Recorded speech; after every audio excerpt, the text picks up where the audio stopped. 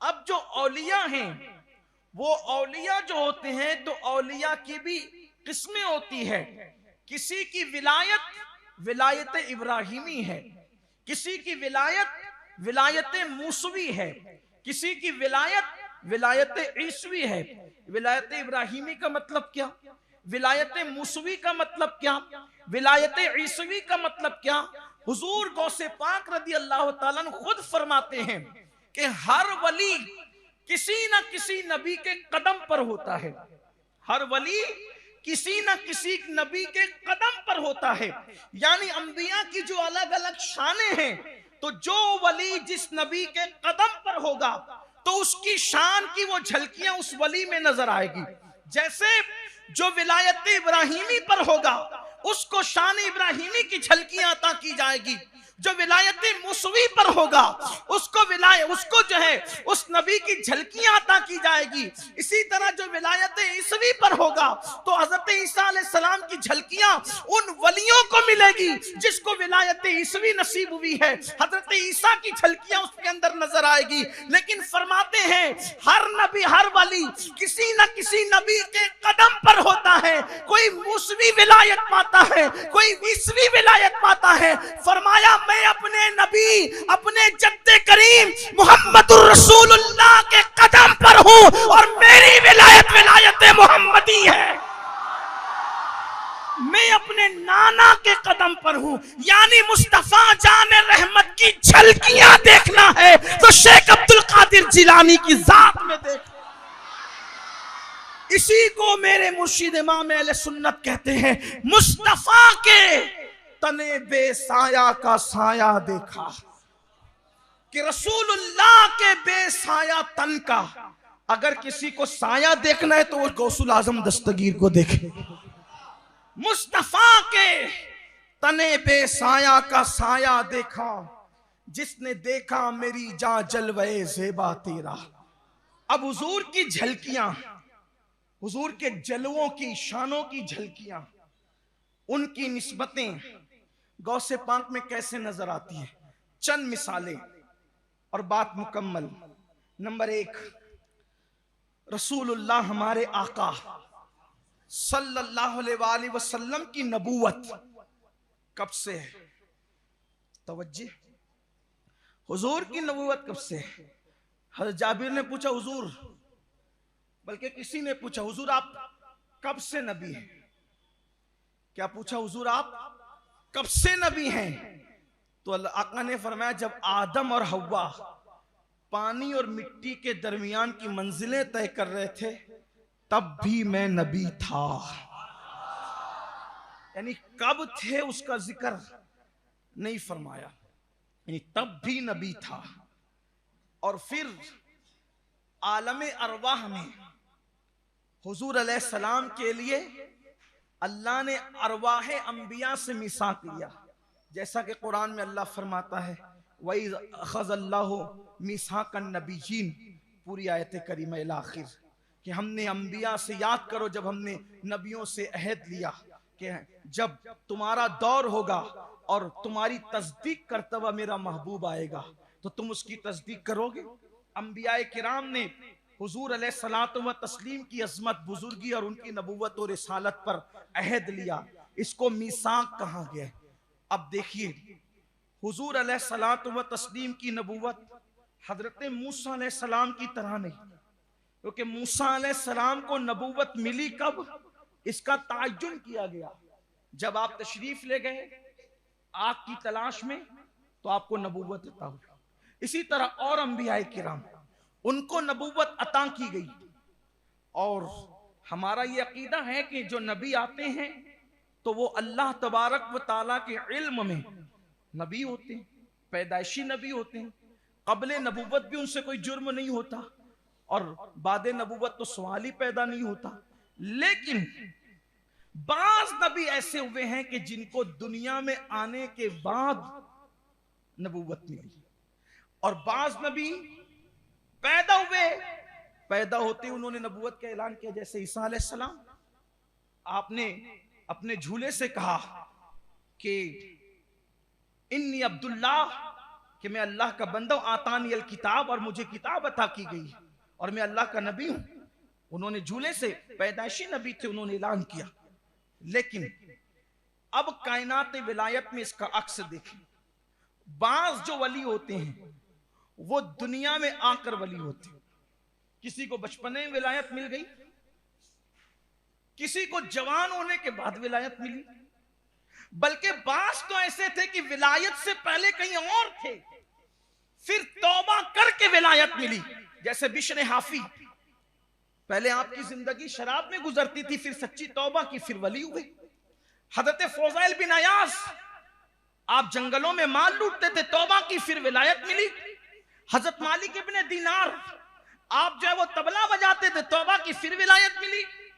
ये सब भी वली शान वाले हैं। बचपने में मिली तो शान वाले, जवानी में मिली तो शान वाले। इसी तरह कुछ वली ऐसे हैं जो दुनिया में आके वली नहीं होते, बल्कि जो मां के पेट से वली होते हैं और पैदाइशी वली होते हैं। जैसे सरकार गरीब नवाज मां के पेट से वली हैं, महबूब इलाही मां के पेट से वली हैं, कुतुबुद्दीन बख्तियार काकी मां के पेट से वली हैं, साबिर कलियरी मां के पेट से वली हैं। ये भी शान वाले। बास वली वो जो दुनिया में आके वली होते हैं, बास वली वो जो मां के पेट से वली बनकर आते हैं। गौसे पाक फरमाते हैं हमारी विलायत का सिलसिला आलम अरवाह से जारी है। यानी जब अभी दुनिया बनी भी नहीं थी, जब से हमारी विलायत का सिलसिला जारी। गौस पाक कहते हैं हमारी विलायत का सिलसिला आलम अरवाह से जारी है। इसीलिए गौस पाक मां के शिकम में थे तब भी करामत है। जब आप मां के पेट में थे, आपकी अम्मी को छींक आती थी, आपकी अम्मी को छींक आती थी, तो अम्मी कहती थी अल्हम्दुलिल्लाह, तो आप शिकम के अंदर से जवाब देते यरहमुकिल्लाह, आप पर अल्लाह रहम फरमाए, रहमत फरमाए। बल्कि गौसे पाक ने तो मां के शिकम में भी, मां के शिकम से करामतों का ज़ुहूर हुआ। एक मर्तबा आपकी अम्मी जान नमाज पढ़ने में जल्दी फरमा रही थी, तो शिकम से आवाज़ आई, अम्मी अल्लाह की इबादत है, जरा इत्मीनान से कीजिए। मां ने सोचा कि इस वक्त मेरी मां कहने वाला कोई नहीं है, ये कौन मुझे कह रहा है। जब ख्याल आया तो आपको शर्मिंदगी हो गई। मां के शिकम में से करामतों का जोर। कुछ लोगों को ये कहानी किससे लगती है, हालांकि हम उनकी तरफ मुतवज्जे नहीं होते। मेरे इमाम ने फरमाया उनके लिए मिट गए, मिट जाएं, मिट गए, मिटते हैं, मिट जाएंगे आदा तेरे, न मिटा है न मिटेगा कभी चर्चा तेरा। और वरफाना लका जिक्र का है साया तुझ पर, जिक्र ऊंचा है तेरा, बोल है बाला तेरा। और जो गौस पाक और वलियों की शान का इनकार करते, बिलखुसूस गौस पाक की, तो कहते अक्ल होती तो खुदा से न लड़ाई लेते, ये घटाए उसे मंजूर बढ़ाना तेरा। तो सरकार गौसियत माप कहते हैं हमारी विलायत आलम अरवाह से है। तो देखो मुनासिबत, देखो निस्बत, मुमासिलत नहीं। हमारे नबी की मिसल तो कोई नहीं, मुनासिबत कि हुजूर की नबूवत, हुजूर की नबूवत आलम अरवाह में भी डंके बज रहे हैं, और गौसे पाक की विलायत के डंके। फरमाते हैं आलम अरवाह से हमारी विलायत है। ये मुनासिबत हुई नंबर 2। दूसरी मुनासिबत जल्दी जल्दी पढ़ते हैं। दूसरी मुनासिबत, हुजूर की आमद से पहले नबी उनके आने की इत्तला देते रहे, डंके बजाते रहे, वो आएगा, वो आएगा, वो आएगा। गौस पाक की विलादत से पहले सैयदुत ताइफा जुनैद बगदादी कहते हैं वो आएगा जो वलियों का सरदार है, और कहेगा कि मेरा कदम हर वली की गर्दन पर है। इमाम हसन बसरी कहते हैं वो आएगा जो वलियों का सरदार है, और कहेगा कि मेरा ये कदम हर वली की गर्दन पर है। इमाम जाफर सादिक कहते रहे कि वो आएगा जो कहेगा कि मैं वलियों का सरदार और मेरा कदम हर वली की गर्दन पर है। इमाम जाफर सादिक ने जिसकी बशारत दी, इमाम हसन बसरी ने जिसकी बशारत दी, सैयदुत ताइफा जुनैद बगदादी ने जिसकी बशारत दी, हजरत अबू बकर शिबली ने जिसकी बशारत दी, शेख बताही ने जिसकी बशारत दी, ये औलिया अल्लाह काबिर औलिया अल्लाह ने जिसकी बशारत दी। अल्लाह अकबर। अगर एक एक वाक़या हर वली का पढ़ा जाए तो वक्त होगा, लेकिन मुझे एक बात याद आ रही है, बल्कि खुद सैयदुल अंबिया मुस्तफ़ा जान रहमत सल्लल्लाहु अलैहि वसल्लम ने उनकी बशारत दी। बल्कि हमारे बुजुर्गों ने किताबों में लिखा है, यहाँ तक के लिखा गया है, अल्लाह अकबर, करामात औलिया के अंदर ये रिवायत मौजूद है कि एक मर्तबा मुस्तफ़ा जान रहमत हुजरा फातिमा में तशरीफ लाए और इमाम हसन को चूमने लगे। छोटे भाई इमाम हुसैन की तरफ आज तवज्जो वैसी नहीं है जैसे हमेशा रहती थी, इसलिए कि छोटों पर तवज्जो ज्यादा होती है, लेकिन आज बड़े पर तवज्जो ज्यादा थी। माँ की ममता तड़प गई। माँ ने सवालिया निगाहों से देखा। हुजूर अलैहिस्सलाम गैबदा नबी ने अपनी बेटी की ये कैफियत देखी, उनकी सवालिया निगाहों को देखा तो फरमाया, बेटी तुझे ताज्जुब है कि आज मैं हुसैन को छोड़कर हसन को क्यों प्यार कर रहा हूँ? उसकी वजह क्या है? मामूल के खिलाफ क्यों हो रहा है? बेटी जिब्रील आए थे और उन्होंने कहा, या रसूल अल्लाह, हसन की नस्ल में एक ऐसा शहजादा पैदा होगा कि जो मकाम नबियों में दिया गया आपको, वो मकाम वलियों में उसको दिया जाएगा।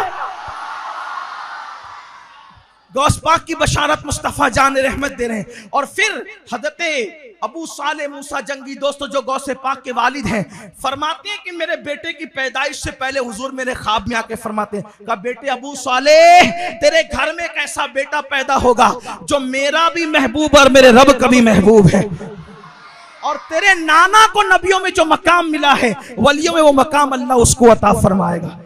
रसूलुल्लाह की आमद से पहले लोगों ने खबर दी, बड़े बड़ों ने दी।